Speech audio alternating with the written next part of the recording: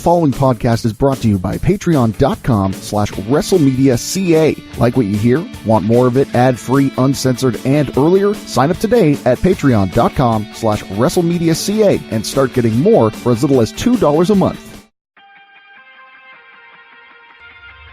Don't miss your favorite superstars take center stage to forge the future of the hottest new brand in WWE.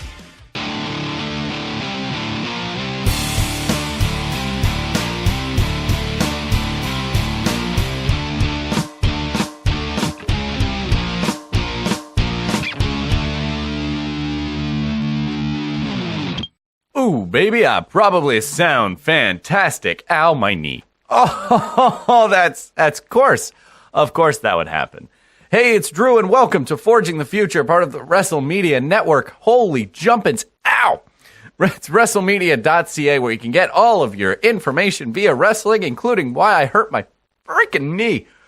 Oh, okay, so I got this water jug in front of me that's like a half gallon, and it is made of like steel, real hard stuff. It's insulated. Like, I've left cold water in this thing in my car in the summertime for days, and it's still cold. Hashtag humble brag. But what happened is I'm like, all right, let's get to recording. Your throat's going to be a little bit dry halfway through, so let's just keep your water bottle in hand. You lift it up and kabunk right on the freaking knee, and that's a full gallon of water. I feel like Kevin Nash. He's just the first wrestler I thought of, like, knee injury, Kevin Nash. They're just kind of associated. Anyways, this is Forging the Future, part of WrestleMedia.ca. And WrestleMedia is a whole network of podcasts where it includes lists, news, entertainment, vulgarity, stupid moments, happy moments, and everything else in between. Basically, we try to encapsulate what wrestling is like to all of us and how we feel going forward with our wrestling brethren. Everything is wrestling, and wrestling is everything. So on Forging the Future, usually this is done by Mr. Jeff DeHaan, but he reached out, said, going to be a little busy. Do you mind covering this week again? I've got no problem, because this is a week I want to talk about, because Forging the Future looks at NXT, both in the American side and on the UK. So let's get to talking about the American side. If you don't know, there's actually free people get the American side. But you pay premium, you get premium wrestling. You get the update on what happened at NXT UK as well. So here's how the format usually goes for this show. For the first part, it's going to be all NXT, the usual stuff, the one that's been around for years and years.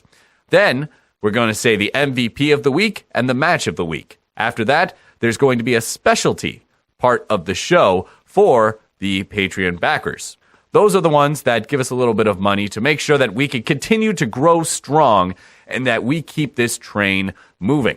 So they get a little extra because they are part of the WrestleMedia family and continue to help us grow into the network that we soon will become, which is what I'm assuming is like WWE to professional wrestling is what WrestleMedia will be to podcast. That's my goal, at least. All right, so we've got all that out of the way. My knee is starting to feel better, so let's begin with NXT. Start off with pretty much a throwaway match. Just, these two haven't been together. Let's see what they can pull off in the ring. That's Tyler Breeze and Jackson Ryker. Now, Ryker he's got the intimidation face and the stance. I'm really liking that about him. Tyler Breeze, I've been a fan of for a long, long time. And again, they deliver a pretty decent match on NXT. And then Tyler Breeze kind of sneaks in a pinfall. It's not really a major defeat. It's kind of a roll through. And Jackson Ryker is defeated. And the Forgotten Sons are like, oh, no, bro, no, hit him. Let's go hit him. So they go up and they start hitting him. And it's like, okay, so they're probably going to have a tag team come out and, it'd be 3-on-3. So then while this attack is going on, I'm sitting there on the couch wondering, like, this is really set up for a run-in. Like, who's going to come in? Who'd pair great with Prince Pretty? If Heavy Machinery was still in NXT, that'd be my guess, because I think a backstage segment with Breeze trying to pretty up Heavy Machinery would be hilarious. But I couldn't think of anyone. The closest I thought was like maybe Lorcan and Birch will come out. They kind of are alike. But no, you know who comes out? Frickin' Fandango of all people.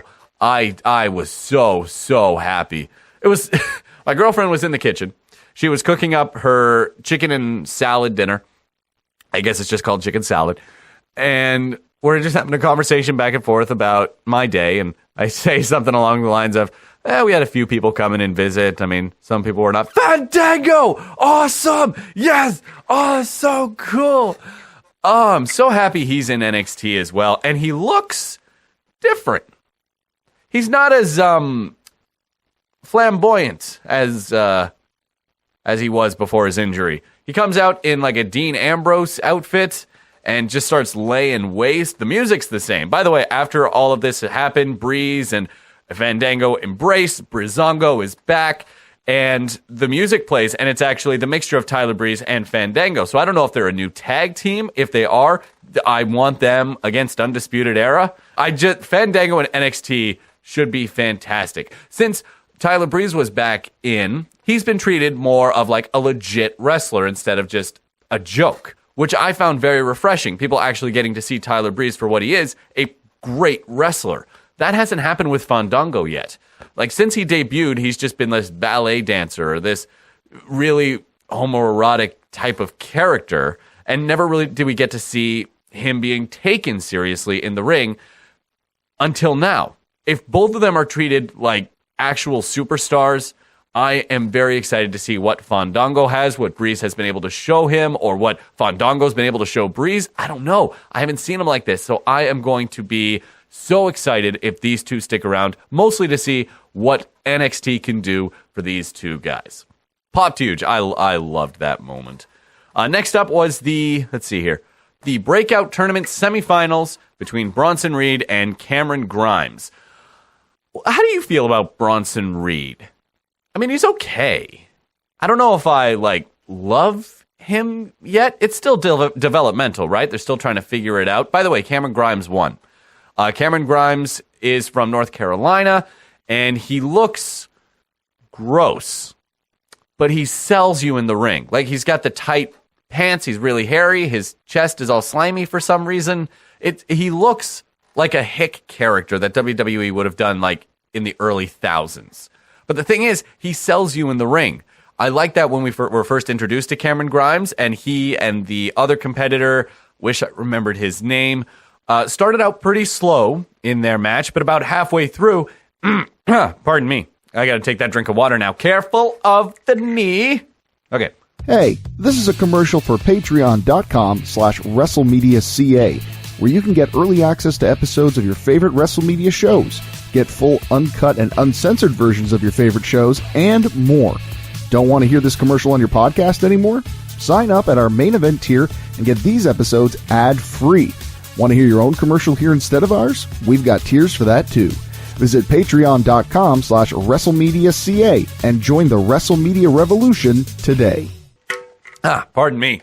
So, Grimes, halfway through that introduction match, starts pulling off some incredible stuff in the ring, or not maybe incredible, but stuff that gets you behind him, where it's like, that was cool, that was cool, that was cool. Oh, that's your finishing move? That's pretty dope.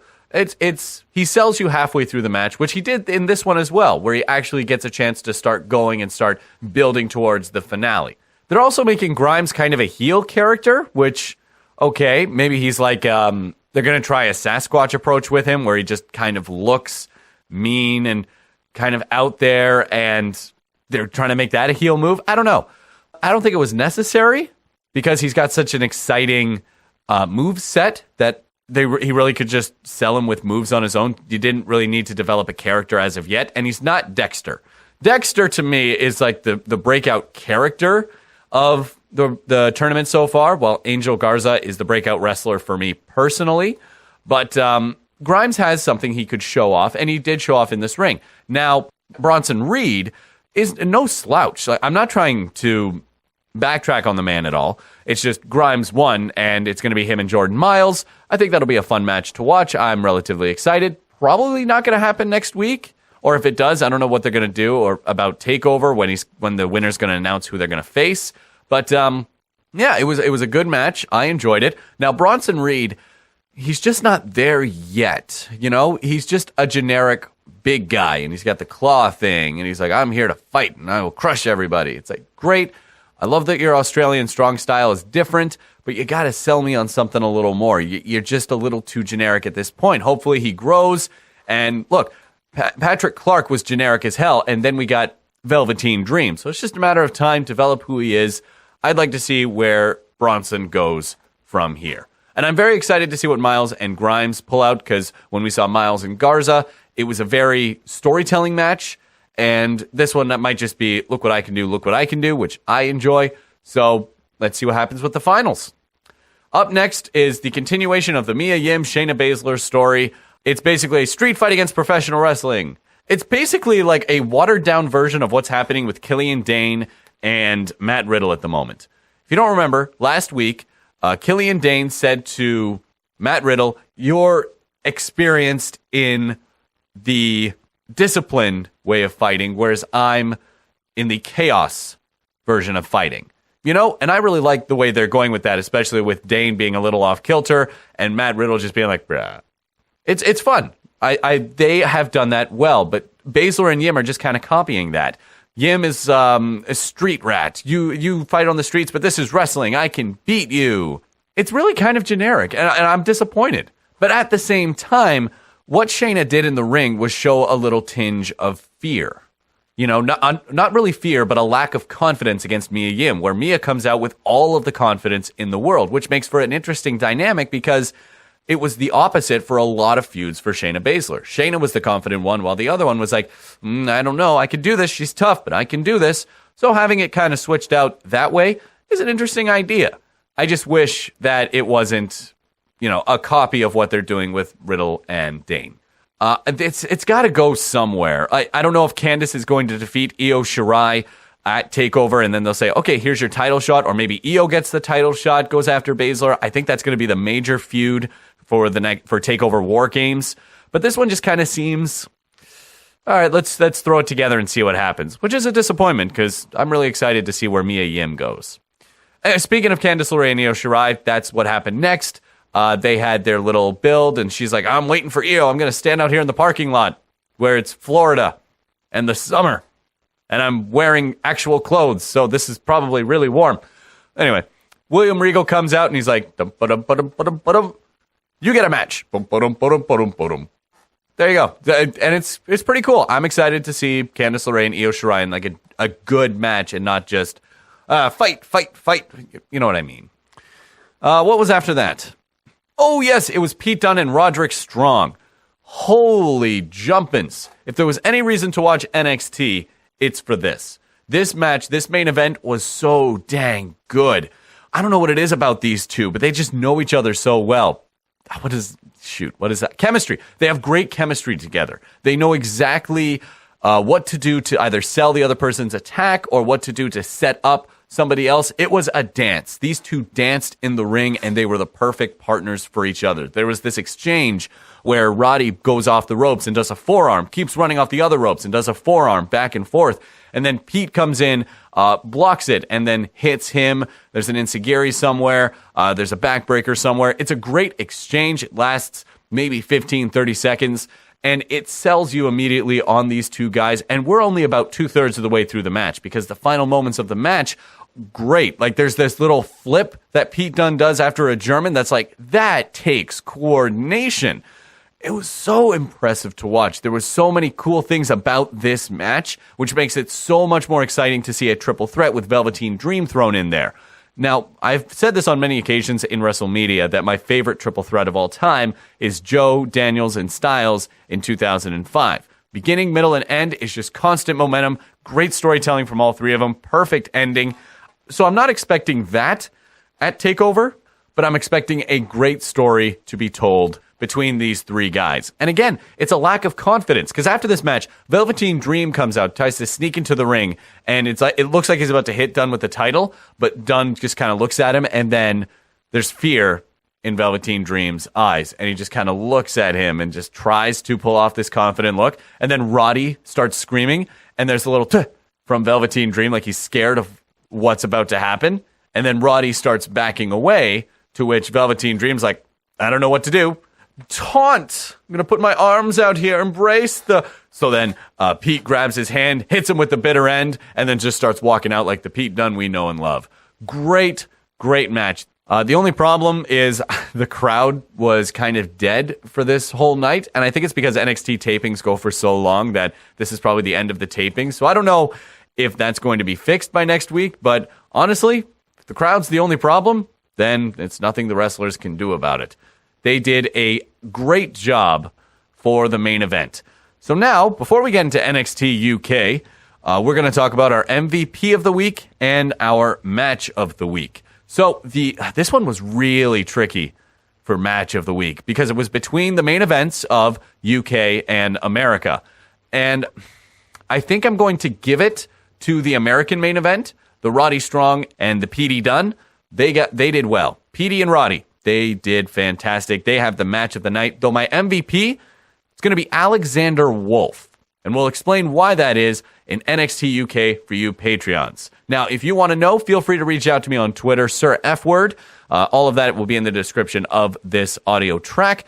Be sure to follow us on social media, see what's going on, be a part of our newsletter.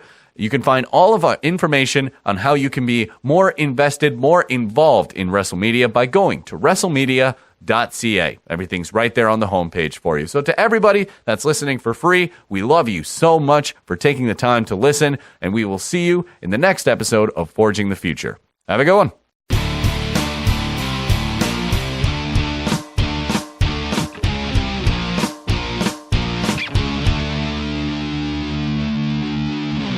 This has been a presentation of WrestleMedia, where everything is wrestling and wrestling is everything.